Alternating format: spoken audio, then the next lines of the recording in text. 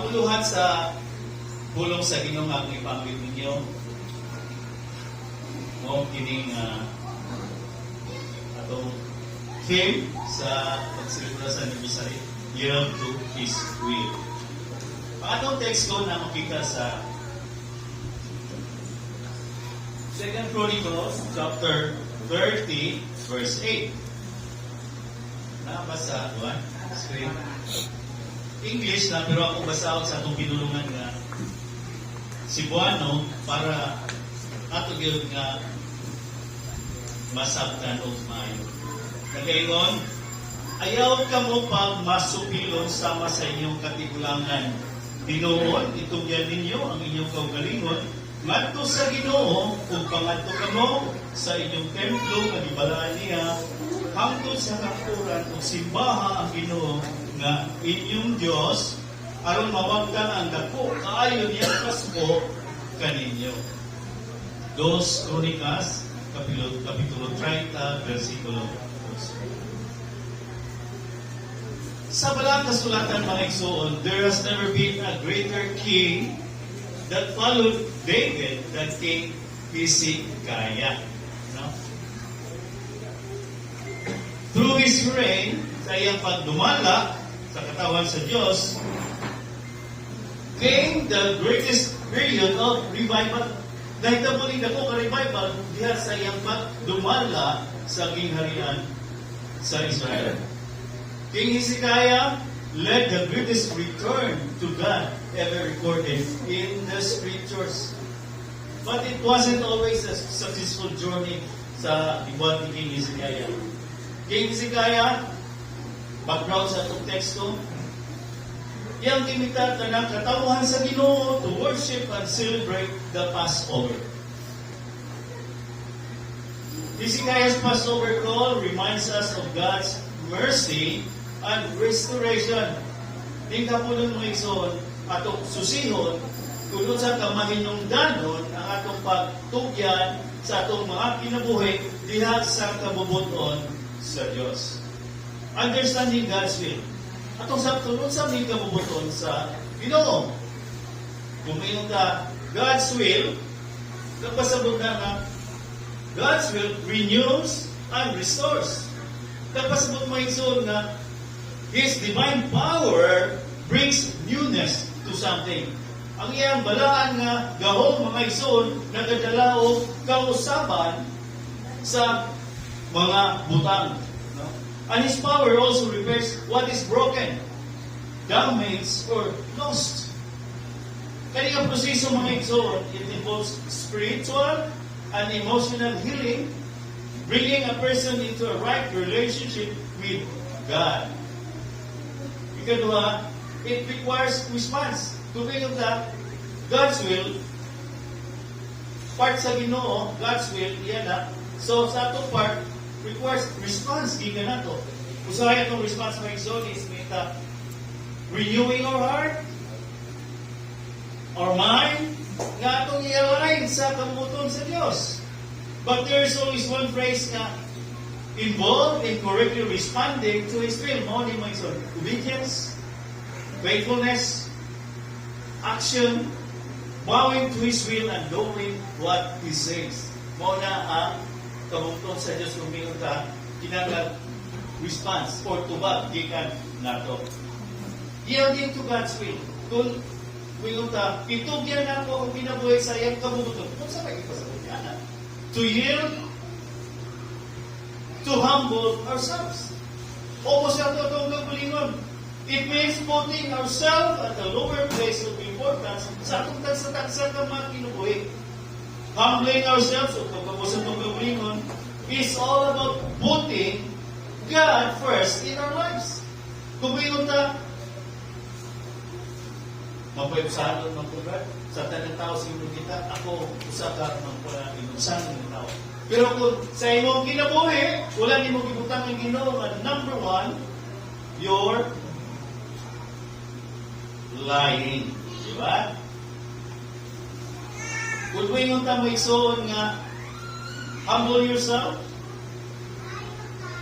it's all about deciding na atong kinabuhi, na atong kinabuhi karon, dili ato.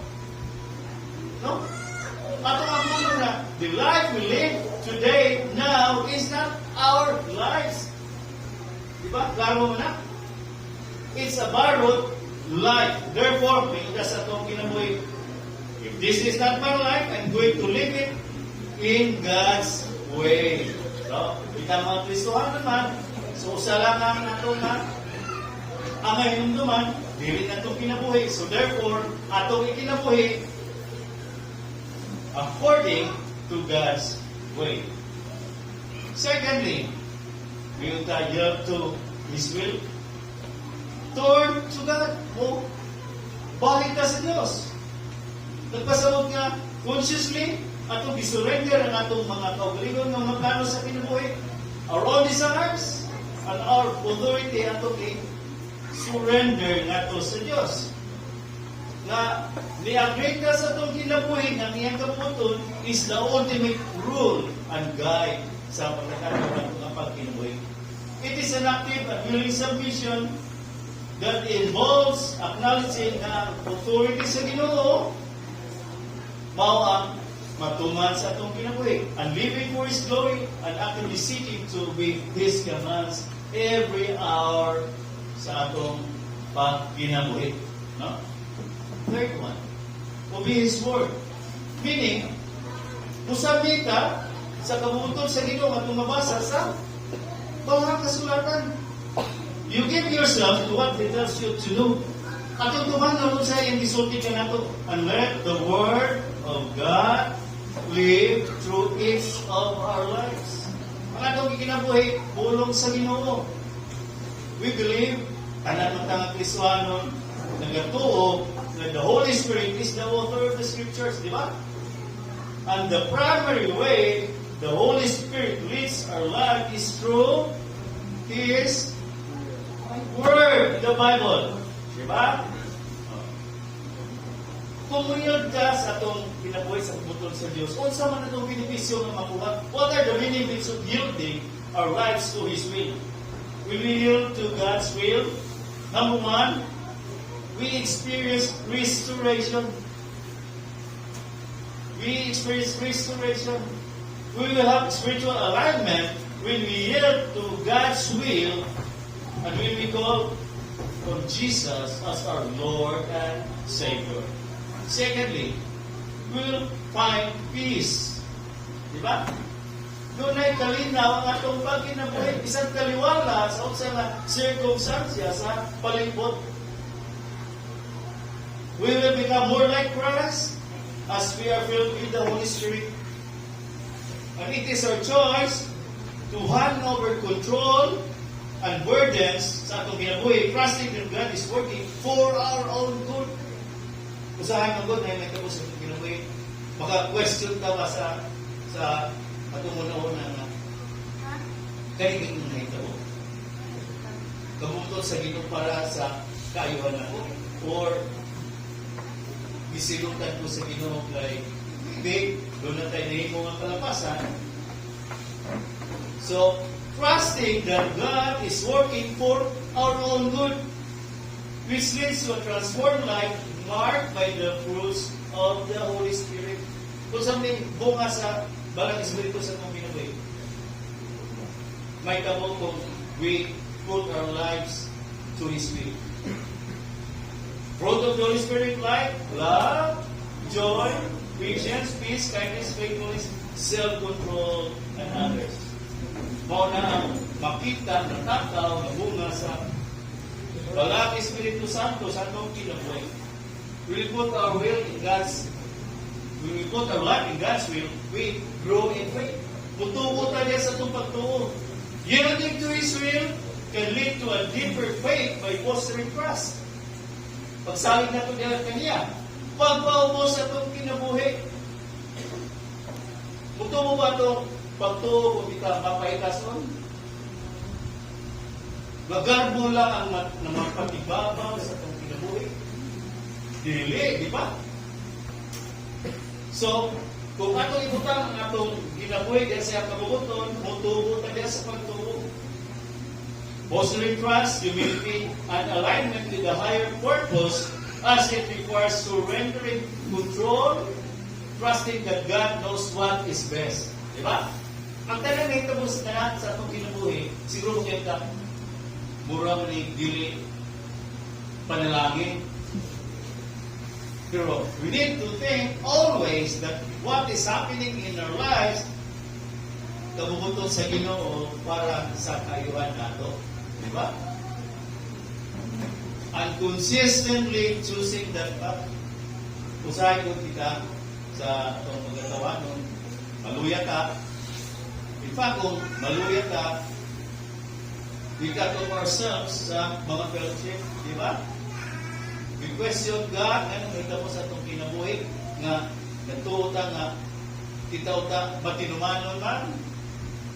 Pero let's keep thinking that God always do what is best for all of us. No? Application may isuot sa itong text ko karon.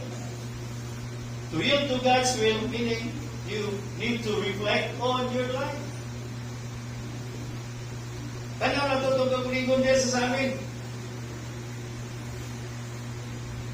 Laying all our plans, goals, ambitions, and desires before God. Atong ihapwa tanan diya sa iya atubangan. Now we will not cling. Di na to. Gulitan. Hugot pa yun kayo. But rather hold on them with an open palm before Him and say, Lord, these are all the things that I'd like to do. If it is your will, show me. Diba? Because God, if you're putting your life to His will, God will give you discernment to do what is right. Secondly, seek God's forgiveness. Kani nga proseso mga igsoon, it involves confessing your sins, turning away from them. Meaning, sa gani, repentance. Kaya ito, ngayon nagpasaylo, di na nato usbon na nato kibuhan because God's forgiveness already. We have repented already. And trusting that God will forgive you, which clears the path to a closer and greater spiritual relationship.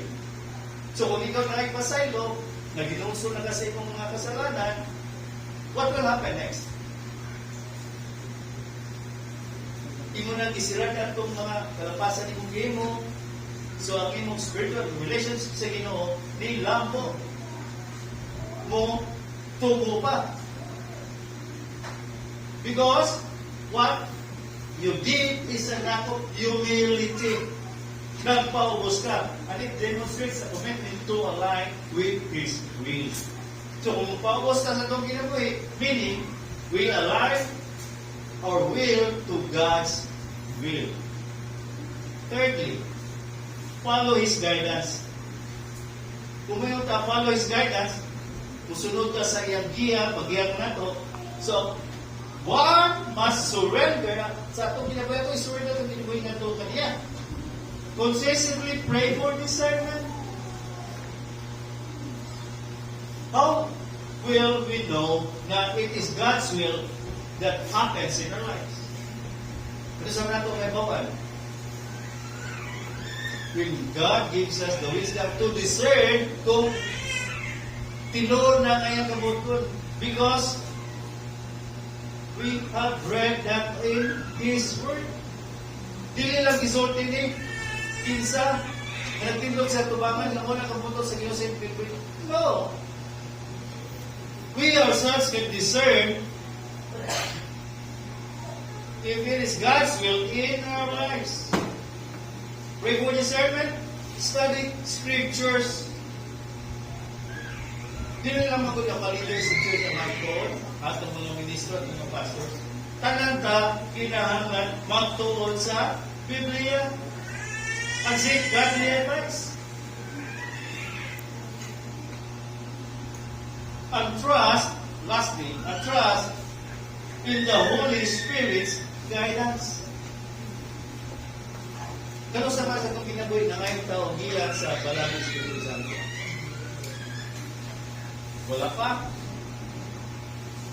Kung katong nagkalisod-lisod ka, di ba? Oftentimes mo na may tabo. But if you are truly genuine Christian,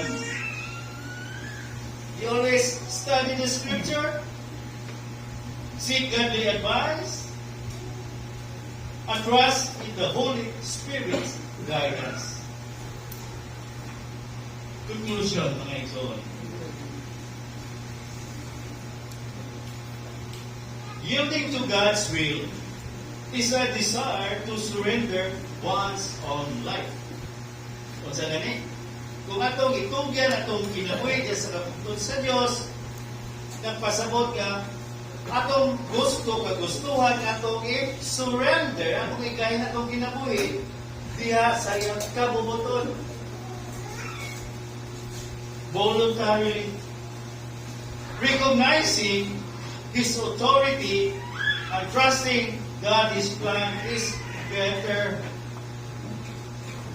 Mabitaw na sa itong mga kinabuhi. Failures, many failures will come because kita na may gahimuhin mo.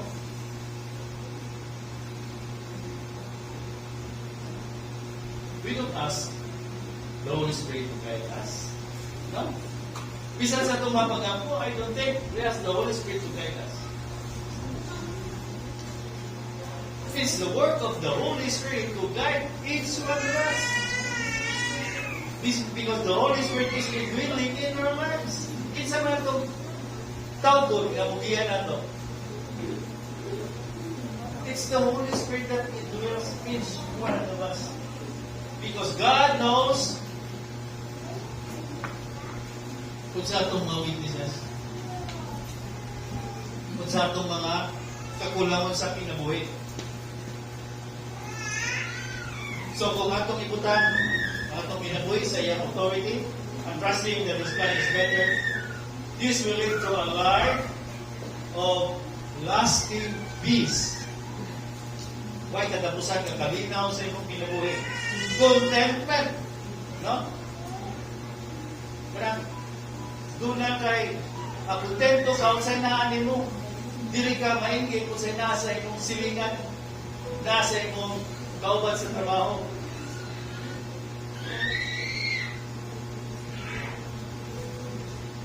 And a deeper trust in God, magkalawin pagsalig ka sa Diyos, sa tanan nga manghitabo kaliwala sa imong kinabuhi. Maayo man dili because you surrender your life to His will. It concludes with the realization that living for God's glory leads to true fulfillment and a future filled with hope. O na itong gusto sa kinabuhi. Yung kita mong kinabuhi nga fulfill ka, ng mga anak sa Diyos, na umadamla. Diba? Oo na, umadamla. Natay, buhay na paglahon. May soon, ni kapo nun, gusto ko na, and it's my desire, na kitang tanan bitaw, let's examine ourselves. Kung okay ka nga, tinuloy ka ng gustuhanon, then, itugyan na to. Ang translation ng kanyang yield sa Cebuano, itugyan or pagpasakot, no? Itugyan na to, magpasakot ka diya sa kabubuton sa Diyos, and then all the benefits of building our lives to God's will atong ma-ani sa itong pagkinamoy na Kristuhan. May hapon sa tanan, and may God bless us all upon hearing His words this afternoon. Happy Dawn Anniversary at Lupang Church of Christ. Let us pray. Dear Lord, our most precious Heavenly Father, we thank You for Your mercy and restoration that we heard from Your words this afternoon. We pray, Lord, that You will help us yield to Your will. We pray, Lord, that You will humble ourselves and follow Your leading and guide us. In Jesus' name we pray and give thanks.